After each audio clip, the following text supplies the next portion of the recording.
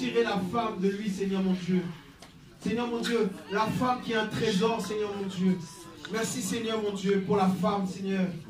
Oh, Seigneur mon Dieu, que les femmes soient bénies, Seigneur mon Dieu. Que les femmes soient encouragées, Seigneur mon Dieu. Oh, Papa, que tes filles, Seigneur, soient encouragées ce matin, Seigneur. Que tes filles soient touchées en profondeur, Seigneur mon Dieu. Que leur cœur soit touché, que leur âme soit guérie, Seigneur mon Dieu. Au nom de Jésus. Seigneur, révèle-toi encore à tes filles, Seigneur mon Dieu. Au nom puissant de Jésus. Seigneur mon Dieu, continue, Seigneur mon Dieu. Continue ton œuvre. Nous voulons garder le silence, Seigneur. Nous voulons garder le silence quand tu nous opères. Nous voulons garder le silence lorsque tu nous travailles, lorsque tu nous façonnes.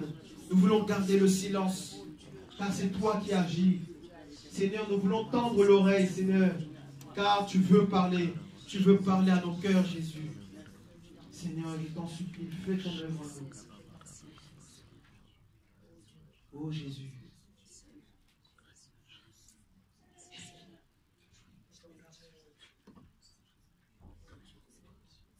Jésus, nous t'aimons. Jésus, tu es mon Père. Je t'aime tellement, Seigneur. Je suis reconnaissant, Seigneur. Je suis tellement reconnaissant. Je suis tellement reconnaissant.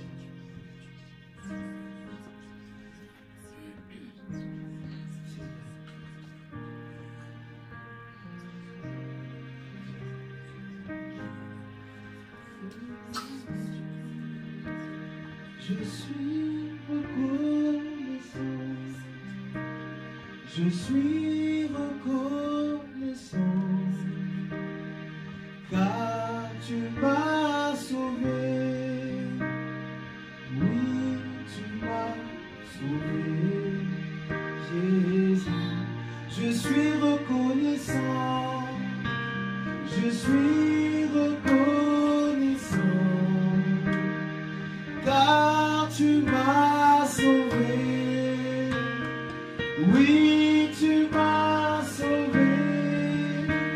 Je suis reconnaissant, je suis reconnaissant,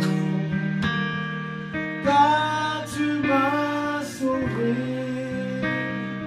oui, tu m'as sauvé. Je suis reconnaissant, Jésus, je suis reconnaissant, car tu m'as sauvé, oui, tu m'as sauvé. Je suis reconnaissant, je suis reconnaissant, car tu m'as sauvé, oui.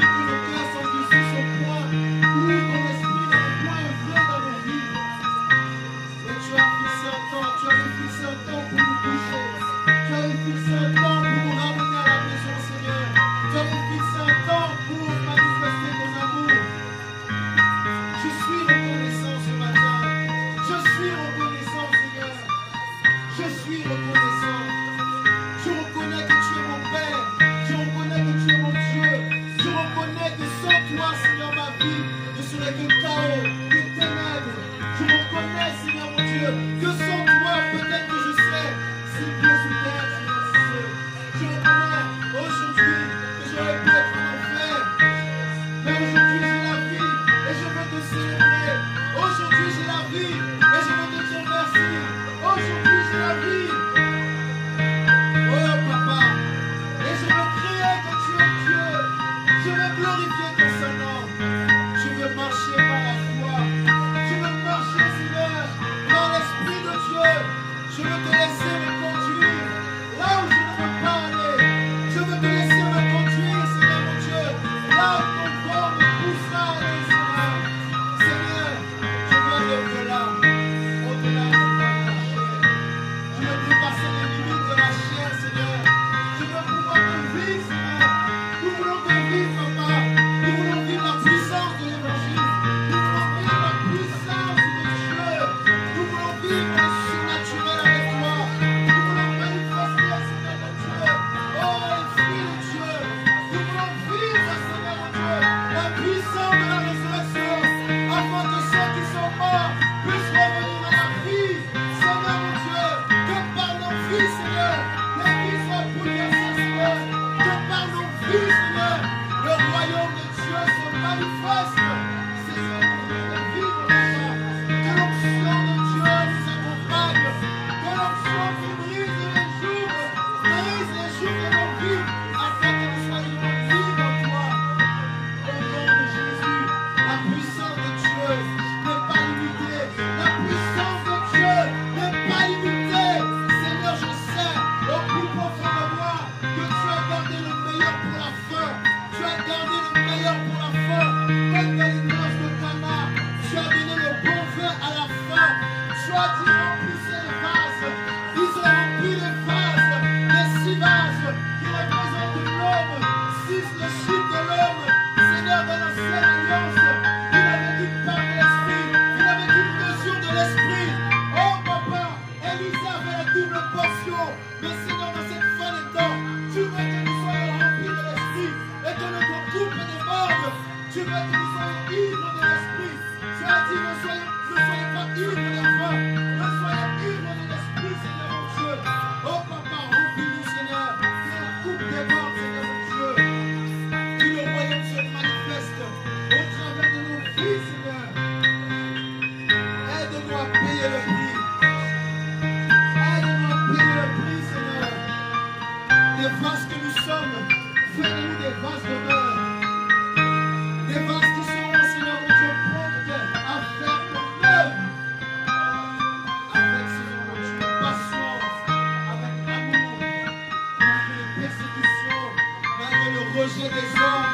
Seigneur, nous ne voulons pas regarder aux paroles des hommes, mais nous voulons regarder à ta parole, Seigneur. Nous voulons regarder à ta parole, Seigneur mon Dieu. Que peut nous faire un homme? Que peut nous faire un homme, Seigneur? Si tu es avec nous, Seigneur. Si tu marches avec nous, Seigneur. Nos ennemis trembleront, Seigneur. Nos adversaires trembleront, Seigneur mon Dieu. Oh Papa, et nous pourrons dire à cette montagne, qui es-tu devant nous? Tu seras aplani au nom de Jésus. Tu réveilles notre esprit.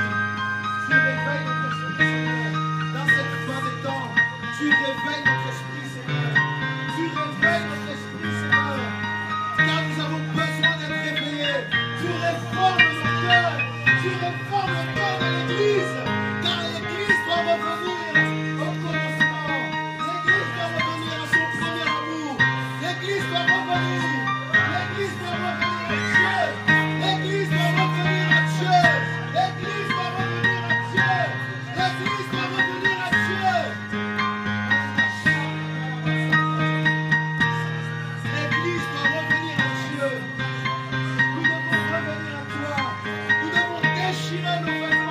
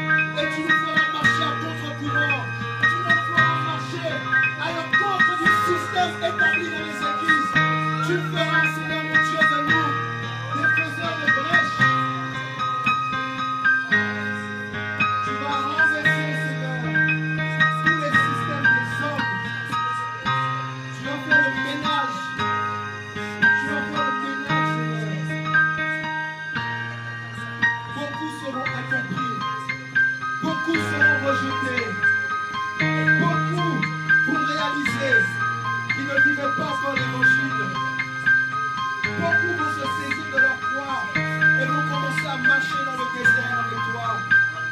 Beaucoup vont sortir de ce chemin large et spacieux. Beaucoup vont sortir. Oh Seigneur mon Dieu, des systèmes préétablis afin de vivre la marche par l'esprit. Tu fais une œuvre, tu as commencé, tu vas l'achever, tu vas l'achever. Il y a une puissance qui arrive, il y a un vent puissant qui arrive. Et nous ne voulons pas passer à côté. Nous ne voulons pas passer à côté, Seigneur. Disons oui, Amen. Oui, Amen à ton œuvre. Oui, Amen à ce que tu veux faire.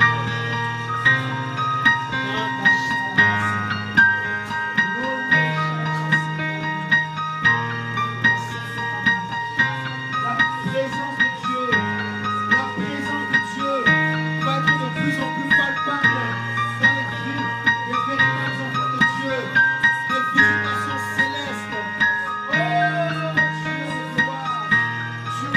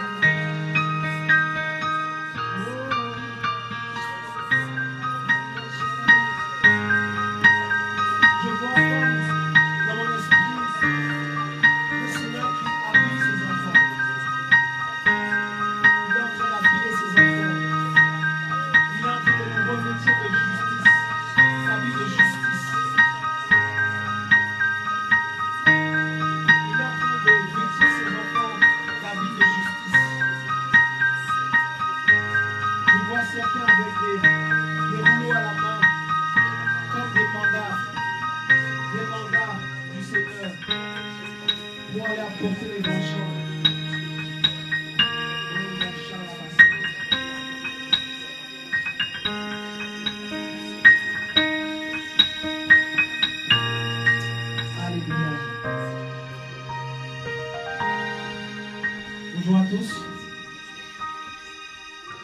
Je suis votre frère David, ceux qui ne me connaissent pas. Je ne sais pas si vous le ressentez, mais une forte présence de Dieu. Je bénis vraiment le Seigneur pour ce qu'il fait. Merci pour tout ce qu'il fait. Je suis vraiment reconnaissant. Et hier soir, je priais dans ce sens. Je réalisais en fait tout ce que le Seigneur a fait dans ma vie. Comment il m'a évité des pièges. Et parfois, l'ennemi, il vient en fait avec des pensées.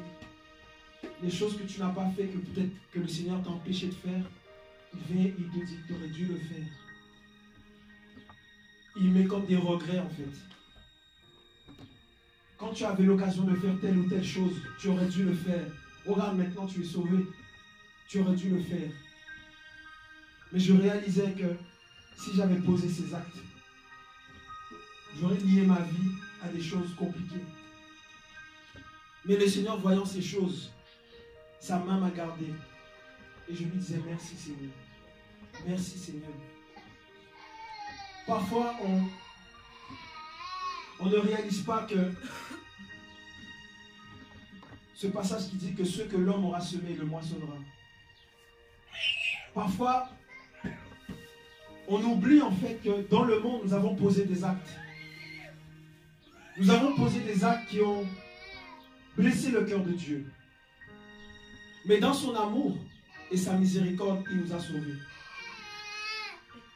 Mais les conséquences, nous ne sommes pas exemptés des conséquences de nos actes.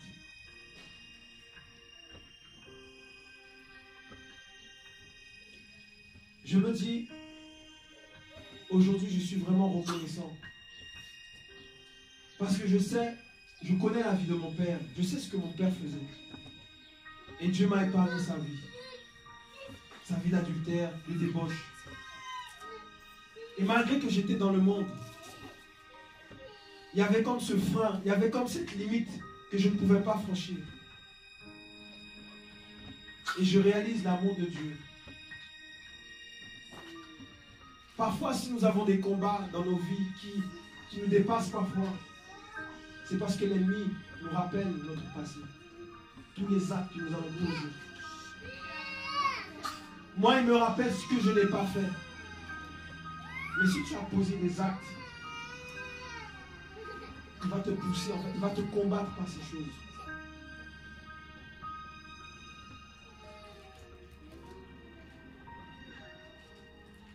Est-ce que je suis meilleur que quelqu'un ici? Non, pas du tout. Je ne suis pas meilleur que qui que ce soit. Et je réalise la grâce de Dieu. C'est une grâce. Je parlais avec un frère récemment. Il me disait qu'il n'a jamais été en boîte de nuit. Il n'a jamais connu la drogue. Aucune drogue n'est rentrée dans son corps. Et je me dis, waouh, c'est la grâce de Dieu. C'est la grâce de Dieu. Est-ce qu'il est meilleur qu'un autre? Non, pas du tout. Mais c'est parce que Dieu l'a voulu. Si nous sommes ici, c'est parce que Dieu l'a voulu. C'est une grâce. Nous ne sommes pas meilleurs que qui que ce soit. Parfois, nous regardons nos familles avec dédain. Et nous leur disons, oh, eux, ce sont des païens. Nous regardons nos familles en étant hautains, en les regardant de haut, alors qu'ils ont besoin de Jésus. Ils ont besoin de cette grâce que le Seigneur nous a fait. Vous savez, il y a quelque chose qui me choque, qui m'attriste.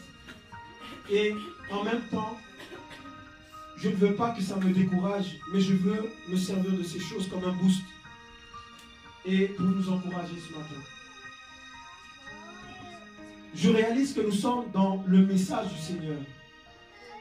Depuis des années, on nous prêche, on nous parle du retour à la parole. Et durant toutes ces années, le Seigneur a balayé. Il a fait un nettoyage.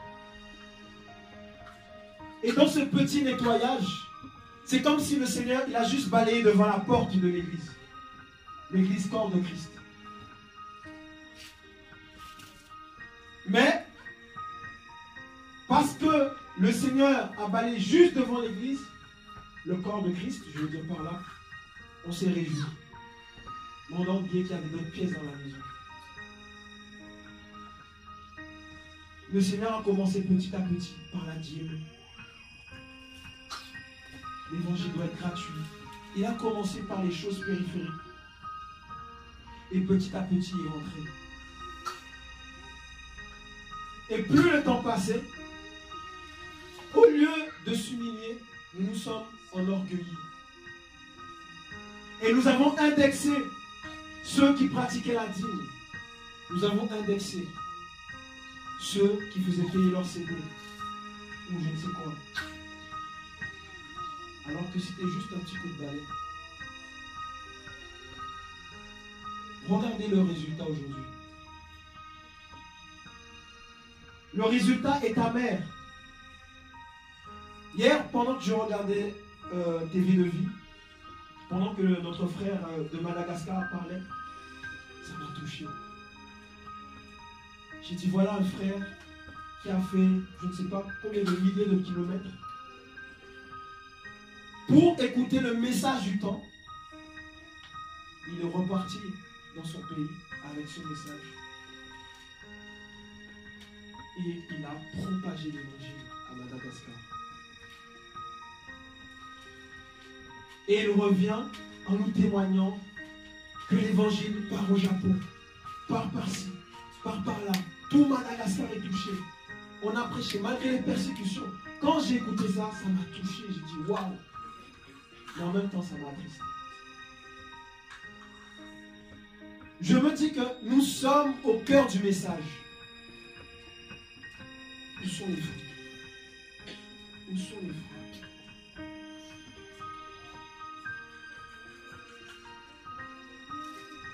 Et je crains une chose, c'est que ce qui est arrivé à Jérusalem, à l'église de Jérusalem, nous arrive à nous, qui sommes au cœur du message. Dieu va susciter Étienne. Étienne va prêcher l'évangile. L'église avait perdu la croix, le message de la croix. L'église était tombée dans la complaisance. Ils étaient bien entre eux. Ils ne se souciaient pas du message que le Seigneur leur avait donné, d'aller partout dans les nations et de baptiser les hommes, les femmes, au nom du Père, du Fils et du Saint-Esprit, au nom de Jésus. Et d'enseigner ce que le Seigneur leur avait enseigné. Mais nous nous sommes contentés des 4 murs. Nous nous sommes contentés de nos assemblées. Et les années ont défilé, défilé, défilé, défilé. Je réalise une chose, c'est que nous n'avons pas compris l'évangile. Nous n'avons pas réellement saisi l'évangile de Jésus-Christ. Parce que notre vision, elle est tellement fermée, elle est tellement restreinte, que nous nous contentons de toucher les personnes à la périphérie, dans nos villes par exemple, juste dans nos villes. Et nous nous efforçons à faire ces choses, alors que c'est la grâce du Seigneur. L'église est devenue une église dans l'assistanat. Parce que les frères et sœurs ne réalisent pas qu'ils font partie de l'église. L'église, ce ne sont pas que les dirigeants. L'église, c'est toi et moi. Nous sommes des pierres vivantes. Et nous tous, nous nous édifions les uns les autres. Le don que tu as reçu, c'est pour l'édification du corps de Christ. Souvent, on se cache derrière la timidité. Mais le Seigneur dit dans sa parole qu'il ne nous a pas donné un esprit de timidité, mais de force. Je suis triste. Pourquoi? Parce que lorsque Dieu envoie des messagers qui prêchent la parole avec feu, pour allumer le peuple de Dieu, nous recevons des prophéties, nous recevons des encouragements du Seigneur. Mais qu'est-ce que nous faisons après?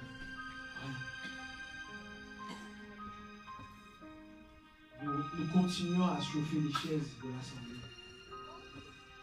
Et nous ne réalisons pas que Dieu nous attend quelque part. Il nous attend quelque part. Dieu t'attend quelque part, à ton niveau. C'est peut-être dans ta famille. Peut-être que Dieu te parle en songe. Il te donne des directives, mais tu n'es pas attentif. Tu n'es pas attentive.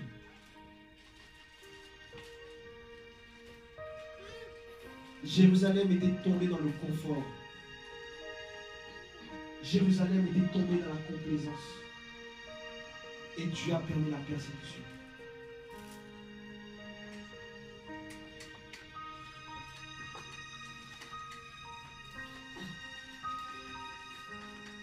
Je vais prendre un passage rapidement. Acte 8.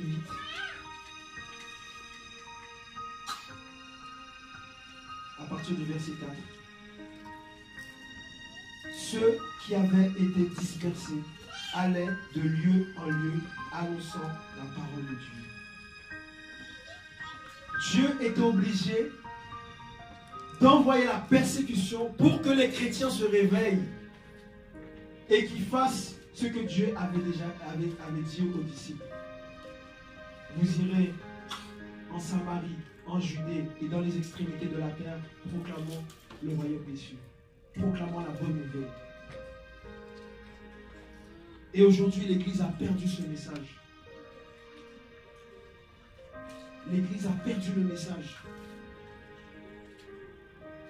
Annoncer la bonne nouvelle.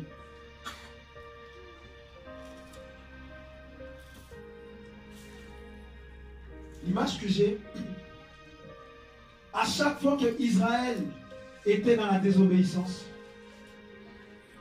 Dieu réveillait les Amalécites ou les Philistins. Dieu réveillait leurs ennemis. Et les ennemis d'Israël les attaquaient. Mais pourquoi Dieu permettait ça? C'était pour réveiller Israël. C'était pour interpeller Israël. Et Israël ne saisissait pas. Aujourd'hui, Dieu permet des combats dans l'église. Parfois, on se plaint, oh, il y a des sorciers par-ci, oh, il y a des sorciers par-là, oh, il y a des combats par-ci, il y a des combats par-là. Mais on ne se pose pas les bonnes questions. On ne se demande pas pourquoi Dieu permet cela. Parce qu'à la croix, Jésus a vaincu Satan, les principautés, les démons, tout ça. Il les a vaincus. Et nous savons bien que dans l'histoire de Job, Satan a voulu attaquer Job plusieurs fois, mais il n'a pas pu. Parce que Dieu avait mis des remparts de feu autour de Job et autour de ses biens. Cela veut dire qu'un enfant de Dieu, si ce n'est pas Dieu qui ordonne à Satan de nous toucher, ou aux sorciers de nous toucher, ils ne peuvent rien nous faire. Mais lorsque ces choses commencent à nous atteindre, c'est qu'il y a une brèche. Et cette brèche, c'est la désobéissance. Parce que c'est à cause de la désobéissance que le péché est rentré dans le monde. Dieu avait dit à Adam, tu ne mangeras pas de ce fruit. Il va désobéir, il va toucher le fruit. Et tout ce que nous vivons, c'est rentré dans le monde. Lorsqu'on voit des choses qui commencent à rentrer dans l'église, c'est qu'il y a une brèche, il y a la désobéissance. Il ne faut pas chercher loin. Parfois on se lève, on veut prier, on veut jeûner, on veut faire des retraites, toutes ces choses. Mais la base, c'est la désobéissance. Seigneur, qu'est-ce que tu veux que nous puissions faire pour toi? Qu'est-ce que tu attends de nous? Souvent, ce sont des choses simples. Ce ne sont pas des grandes choses que Dieu demande à l'Église. Et commencez déjà par vous aimer les uns les autres. Commencez à être unis dans l'esprit. Commencez à avoir la même vision, la même détermination. Être un seul homme. faire les choses dans l'unité, dans l'amour. Chacun apporte sa pierre à l'édifice. Parce que nous aurons tous des comptes à rendre, Seigneur. Personne ne pourra dire non, moi Seigneur, moi j'étais juste assis à l'assemblée, j'ai écouté la parole. Non, il te dira, je t'ai donné tel talent. Je t'ai donné, j'ai mis telle chose en toi. Qu'as-tu fait? Où sont les âmes que j'avais prévu que tu gagnes par ta vie, par ton témoignage? Et tu ne pourras pas dire, oh Seigneur, mais j'étais timide, parce qu'il dit dehors les timides. Les lâches n'hériteront pas le royaume des cieux. Les peureux n'hériteront pas le royaume des cieux. Et ça on l'oublie. Parfois on s'attarde sur les gros péchés, l'adultère, le péché sexuel, toutes ces choses. Le mensonge. On oublie une chose. C'est qu'un arbre qui ne porte pas de fruits là, il va être coupé du tout.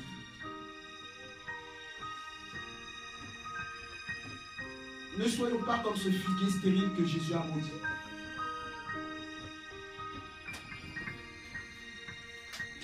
Il faut qu'on réalise ce que Dieu veut faire.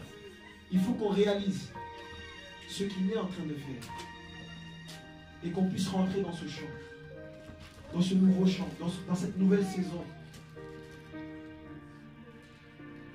Chacun a sa place. Chacun a son poste.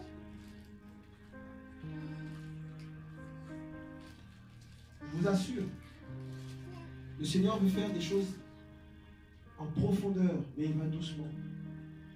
Parce que s'il devait faire d'un coup là, ce qu'il veut faire, là, beaucoup vont abandonner la foi. Beaucoup vont abandonner la foi. Parce que ça implique la mort à soi. Ça implique que toutes tes habitudes, tous tes raisonnements, tout ce que tu avais bâti, tout ce que tu as bâti dans ta vie chrétienne, Dieu il balaye tout d'un coup. Pas. Il balaye tout. Et nous n'avons qu'à voir nos réunions, nos cultes. Nous n'avons qu'à voir nos réunions. Les fruits sont là. Ouvrons les yeux et observons comment nous nous rassemblons les uns les autres. Parfois nous adorons le Seigneur, mais nous sommes là. Nos pensées sont loin de Dieu. Nous pensons à nos problèmes, nous pensons au repas que nous avons fait, nous pensons à nos soucis, nos factures, nous pensons à toute espèce de choses, mais nos cœurs ne sont pas centrés sur le Seigneur. Nos cœurs ne sont pas centrés sur Dieu. Et cela se voit, il n'y a pas la joie, il n'y a pas cette effervescence, cette passion du Seigneur. Parce que nous sommes devenus lourds. Rempli de fardeaux. Et le Seigneur dit, venez à moi, vous tous, qui êtes fatigués et chargés, et je vous donnerai du repos. Mais l'Église attend le dimanche pour avoir du repos. Le frère va prêcher, il va prier, l'onction va se manifester. Il va peut-être prier pour les soucis, les problèmes, ça va passer. J'attendrai dimanche prochain que nous recharge. Alors que c'est tous les jours que nous avons accès au trône de Dieu. Tous les jours, nous pouvons venir au Seigneur et lui dire, Seigneur, ça ne va pas, aide-moi. Ce n'est pas un péché de dire ses faiblesses au Seigneur. Ce n'est pas un péché. Ce n'est pas un péché de dire au Seigneur, Seigneur, là j'ai la convoitise qui me combat. Seigneur, là je sens que si je fais un pas de plus, je vais tomber. Ce n'est pas un péché d'ouvrir son cœur, d'être sincère avec Dieu. Et souvent nous cachons ces choses au Seigneur alors qu'il voit nos cœurs. Le Seigneur voit nos cœurs. Il voit nos combats. Mais nous avons de la retenue. De la même manière que nous avons de la retenue les uns envers les autres, nous avons de la retenue envers notre Père Céleste qui voit toutes choses. Nous devons lâcher prise. Lâcher prise. Et tu verras, nous verrons, que lorsque nous allons lâcher prise, lorsque nous laisserons l'Esprit reprendre sa place au milieu de nos assemblées, beaucoup de choses vont changer.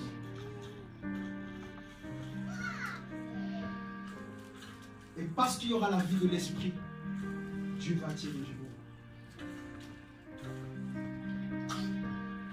Et parce que la vie de l'esprit sera là, il y aura la multiplication.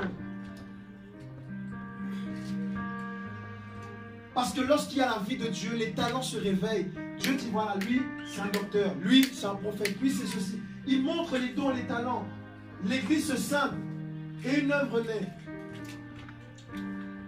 Et on conquérit, on conquiert des territoires que l'ennemi a gagnés. Là où il y a l'islam, là où il y a je ne sais pas quoi. On va dans ces endroits et le Seigneur fait son œuvre.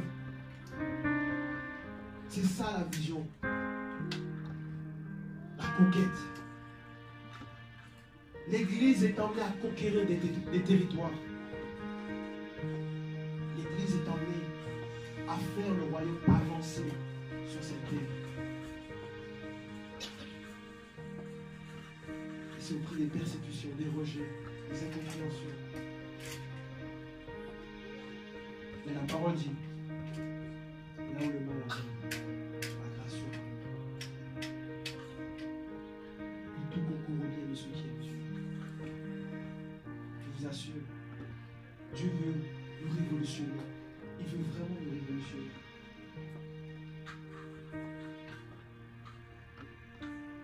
On aurait pu être beaucoup plus loin. Dans le 77, il aurait pu avoir encore plus de frères et sœurs qui prient. Dans le 93, 92, 91, dans tous les départements de France, il y aurait pu avoir plus d'assemblées avec ce message. Peut-être même des assemblées qui ne sont pas organisées, mais par notre amour, par notre vie, qui soient impactées et qu'eux-mêmes soient impactés par le Seigneur et qui soient transformés. Parce que l'église du Seigneur, ce n'est pas nous seulement. Ce n'est pas les églises que le frère Chora a implantées, non. Il y a d'autres frères et sœurs qui sont ici et là et qui n'ont pas cette connaissance que nous avons et qui ont besoin de cette eau pure.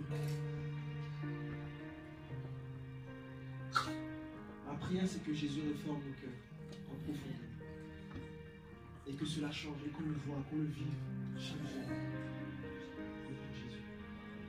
Que Dieu ne permette pas la persécution pour nous faire sortir de notre confort. Bien que cette persécution arrive, elle est subtile, mais elle arrive.